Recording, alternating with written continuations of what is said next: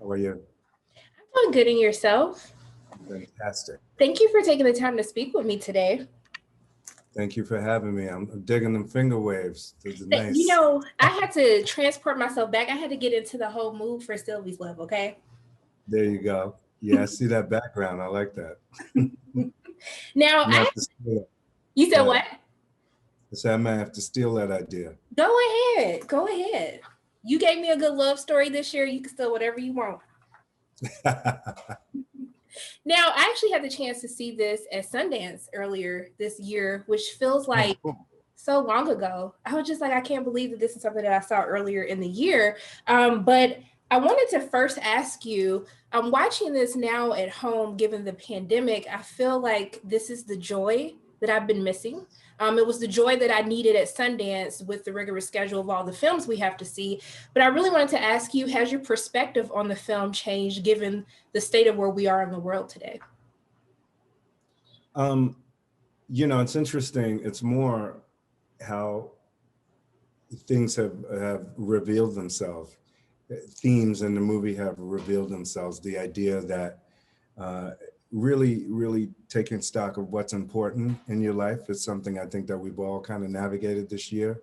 We've given up so much, but at the same time, it's been an incredible opportunity for us to slow down and really think about what we need and what we don't need in our lives. And I think that that's something that Sylvie uh, and Robert kind of both go through, and who we want to include in our lives.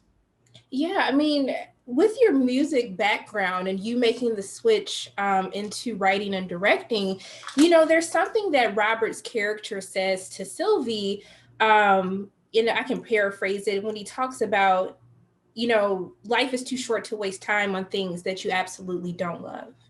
And I wanted to know, is there a little bit of yourself in Robert, or if you can talk about the transition from, your music career into writing and directing now? Yeah, for sure. I mean, that line kind of was born out of the fact that I lost my mother when I was young. I was just 18, and and she was just 50, and so it's very important. It's something that I've always kind of lived by.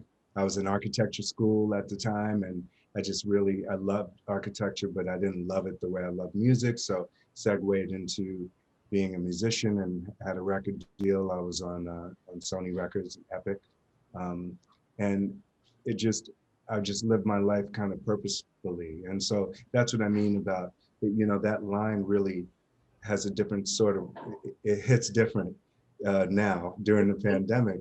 That because we're all trying to do that. I think we're all what do we really need right now to go when as the world opens up again, what things are we going to include back in our lives, because we kind of like took a lot of stuff away. Now we can pick and choose what to bring back in. Right. And just appreciating just being outside, going out to eat, just being able to be with friends and family. The things that we took for granted before this pandemic started, I really hope that everyone takes more away from that. Um, Yeah. but so it's interesting that you have the architecture background because I wanted to talk a little bit about the production design because the movie visually just looks stunning. Especially the scene when they're dancing in the street. It's just so beautifully shot. Just I want to ask you because I'm assuming there's not that large of a budget that you have for a film like this, but I wanted to know how did you make the budget work to really bring this beautiful film and story to life? Yeah, well, a lot of what you see has to do with the fact that we wound up shooting the entire thing in Los Angeles, and a lot on back lots like the Paramount lot and the Warner Brothers lot. Um, those some of the greatest movies and my favorites were shot on those lots, like the movie Sparkle from 1976 was shot on the Warner Brothers lot, and that was also took place during a similar time. It's supposed to be Harlem, supposed to be New York, but shot entirely in Los Angeles. So I kind of, I wanted to rise to the occasion. Once I got on those back lots, I realized I needed to make sort of a grander scale movie. Didn't have more budget. But what I was able to do was really kind of get everybody aligned with the vision. And so everybody kind of gave their best work. And put in as much as they could, you know, for what they were being paid and the budget that we had. It's also about what you leave out, you know, a strategic car here versus, you know, having just a ton of cars. New Mm-hmm. York at night, those streets in Harlem are uh, often those streets are just empty at night. So, you know, you know, you don't need to have a ton of people walking around Harlem at night. You know, that's actually not what it looks like. So, you know, we didn't need a ton of extras. Often when you're walking around at night in New York City, it's just one other person, you know? And speaking of not having other people, can you really set up the scene where Robert and Sylvie, when they're leaving the party and they start dancing? That scene, I was just like, I want to be in love like that and just dance in the street with nobody else there. Can you set that up for me? The vision that you had, and even with the Jackie Wilson song in the background as well? Yeah, I just really wanted to create one of those classic, iconic movie moments that I've seen in other films. You know, there was I think Funny Lady with Barbara Streisand. There was that had like an iconic scene like that, a kiss outside with her and Omar Sharif. You know, so I really wanted to kind of replicate that.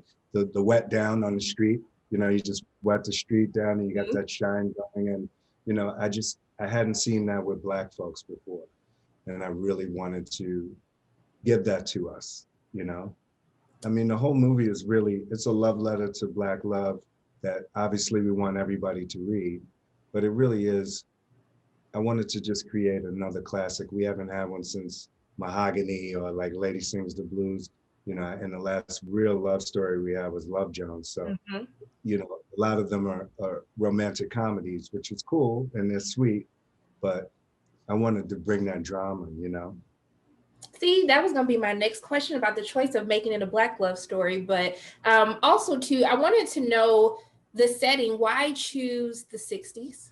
And then also, too, with the musical backdrop of jazz. Well, I mean, there's two things I wanted to really get across. We existed in the past and we are not just framed through our trauma.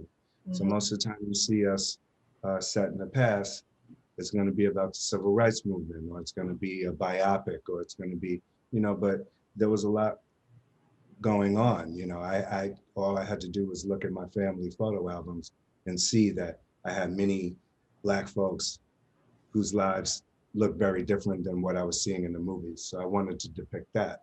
And then um, just as far as the jazz setting, you know, I wanted to talk about when one music kind of goes out of vogue and another one comes in. You know, when I was a musician, I was an R&B musician. So you had cats like Boys to Men and you had all the stuff going on. It was, you know, I mean, come on, I'll Make Love to You. I was like the biggest song in the world. And then all of that kind of, we had Shy, we had my group, we had a bunch of groups happening in the 90s. And then that all just like went away and hip hop really kind of took over. And the shift in Black culture from one style of music to the other. And I felt like that happened with jazz too. So I wanted to kind of depict that, you know, where jazz kind of was going out of vogue and Motown, the Supremes, Mm-hmm. Temptation, Smokey, all of that came in, you know? Yeah, and you know what? One of the things that I do appreciate about this love story is you're able to transport yourself into the feelings that Robert and Sylvie have for one another. But I love that you don't make it easy because love isn't an easy thing to obtain. And that's one of the things that really stood out to me in this film. And so I wanted to know the reasoning behind it because this film spans over a large amount of time. Why was it important to you to not make the love or the relationship between Robert and Sylvie the picture perfect happy ending? Yeah, I mean, I don't think that, well, love hasn't been that way in my life. So that's not real for me. Um, you know, and it's just about really what I'm trying to talk about is two concepts. One is how unfinished business with the love of your life can set you on this path of arrested development, and the other relationships in your life and in your career. You know, when you have unfinished business with that person and you're always thinking about them, it's kind of hard for you to commit to a new person. It Mm-hmm. was hard for her with Lacey, hard for him with Connie, you know. So when you're always kind of thinking about that person in the past, you know. And then the other concept was giving up, giving up even the relationship itself so that the other person can be happy and be actualized and have agency and do everything that they want to do with their life. You feel like you're holding them back, then, you know, being willing to not be selfish and to let them go, you know. I think that that's a very kind of noble way of looking at love. Yeah, and I also love that they get to live out their dreams, right? You know, sometimes you have to take a break from love in order to build the person that you are. And we see that through the career professions of Robert and Sylvie. But what stood out to me with Sylvie's is that because we're in this, because we are going back into, you know, the 60s and 70s, is that we learn about how hard it was for women, but more importantly, Black women to really succeed during that time. And I wanted to know, from a writing standpoint, why you chose to really hone in on that, because I do appreciate it being in the film. Well, I mean, I grew up in a household where both my parents worked, and you know, my mother was an executive at AT&T, and T, and you know, that's the way that I see women. I see women as strong individuals, and I wanted to kind of track that. You know, my mother got married in 1959, and this is kind of a story I pieced together, but she wasn't working when her and my dad got together, and I wanted to kind of track that arc of women coming out of just being like a housewife into having agency and going out into the workplace, which happened a lot, you know, and it's where we are today, you know. But we got where we are today on the shoulders of the women of the past who, you know, who made that journey out into the workforce and did everything they had to do, you know. Yeah, and thank you, because it's not something that you had to include, but I'm really excited and happy that you did include that and what that journey looked like for Sylvie in the film. And you know, in Robert, she found someone who was he recognized, you know, game recognized game. So he recognized the passion in her for what she did and her the TV. Like I love that, you know, he's willing to give it up too for her, the same way she was willing to give it up for him. She recognized his talent and he recognized her talent. It's just a small scene where he comes back and sees her, you know, doing her thing Mhm. at the TV station, but he really feels like he doesn't have anything to offer her and that he doesn't want to take everything she worked so hard for away from him. So Yeah.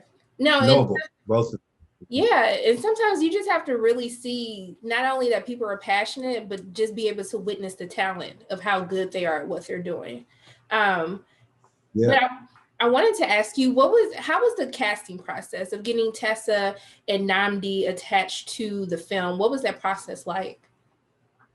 Well, you know, Namdi was a producer on Harriet. He was a Mhm. producer on The Banker with Samuel L. Jackson. You know, Namdi has been around producing stuff. So we first kind of hooked up with him as a producer, but then I saw him in Crown Heights and thought he was really fantastic. And you know, when you meet the brother, he's 6'3" and he looks like, Sidney Poitier or Robert Redford and Cary Grant and all of them wrapped up. He looks like a movie star when he walks into the room. Believe me, I was sitting at a bar thinking I looked like kind of cute, and then he walked in, and I was like, oh, okay, that's what like a real handsome dude looks like. But you know, he what was important with Nandi is that you know he's the next football player, Mhm. and he just has this vulnerability that's really nice to see in a big black man. You know, it's something that we need to see right now. Now he's also, you know, he's married to Kerry Washington and he's a producer, so he has access to, you know, a world that I didn't have access to at the time. And so he was able to get the script to Tessa, and then she instantly saw what we were trying to do, and she signed on pretty early on. I don't think we were even completely financed yet, Oh, wow. but you know, Tessa had done a lot of indie films in the past, but then she also did Marvel films, you Mhm. know. So she had the high low of it together, and it was real cool because on set she didn't bring a lo-fi attitude to it. She brought a hi-fi attitude to it, and it was like you know, she treated it like she was doing like $100 million movie, and it really shows. It brought up the level, you know. It Right. made it brought up the production value, it brought up everything, brought everybody's game up, including mine, you know. Look, the movie looked amazing. So all of that, it worked because it looked really great to look at. But I want to know, what message do you want to leave the audience with after watching Sylvie's Love? Yeah, I mean, I think it's just it goes back to your quote, you know, after the time that we've been living in, you know, over this past year, I think it's, you know, just I want them to be left with thinking about really what things are important to them. So as we come out of this pandemic and as we move back into the world, don't forget your George Floyds, don't forget everything that happened during this thing. Remember that all of that's important. It's important to vote. All of the lessons that we learned, Mhm. take that into our lives now, moving forward, so that we, you know, we do really understand what's important. You know, it doesn't really matter like how cute you look on Instagram, to be honest with you, you know? So it's like, it's all good and that's a little diversion, but we, even we're all getting tired of that. You know what I'm saying? Look, I So do it's like, me because I have to. I don't know how people do this all day. I can't. yeah, but that's what I'm saying. It's like now that we know that, like, what did we learn? This is a tremendous opportunity to slow down and Mhm. to think about our lives. Some people took it, some people didn't. Some people gonna go right back to what was happening before the pandemic, you know. But hopefully, movies like this will help a little bit, you know, for people to think about substance, you know. You know, I just want, I think there's a lot of substance in this movie. And so I want people to really kind of live a purposeful life and one with substance. Look, that's the word right there. I wanted to ask you another question about what you were working on, but I don't feel like I can still match the energy with that. Unless you unless you want to tell me. You can still tell me what we have to look forward to, any projects that you're working on. I'm working on another film for Amazon that's set during Reconstruction. So Oh, right when we come out of Civil War, yeah. and Black folks are free, and it's centered around a Negro militia, a Black militia that's fighting off one of the first cells of the Ku Klux Klan that pops up. So it's a really interesting story. It was based on an article um, it, it, uh, that was written, and but I'm really, really happy with it and pleased, and just getting to show again, you know, that these whole towns, how much Black folks were thriving right after we got, you know, during Reconstruction. I mean, there were Black governors and mayors and all this stuff happening. And so I want to be able to bring that to life and show people, you know, what it was like to live back then too. Thank you so much for continuing to share our stories because it really does matter.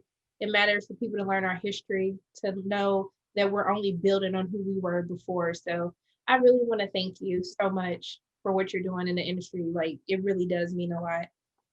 And also too, Yeah, thank you for taking the time to speak with me and taking the time to speak to, Black journalists. It really means a lot and it really makes a difference.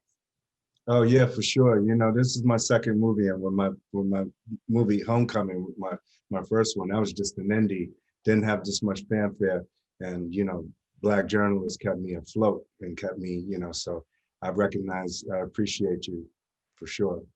Thank you so much. I can't wait for everyone to see it. I hope you All have a right, well, great rest tell of your day. Oh, I got you. I'm gonna tell everybody now. I got you. and tell the older folks in your family too, so that you know, so that they can reminisce on what it used to be like. They'd be like, oh, I used to have a dress like that. I definitely will. Everybody gonna call me on the holidays, like, Sharada, what do I need to watch? I'm like, I got you. Watch There Sylvie. you go. Thank you All so right. much. Good talking to you. Great talking to you. All Bye. right, sure. Take care.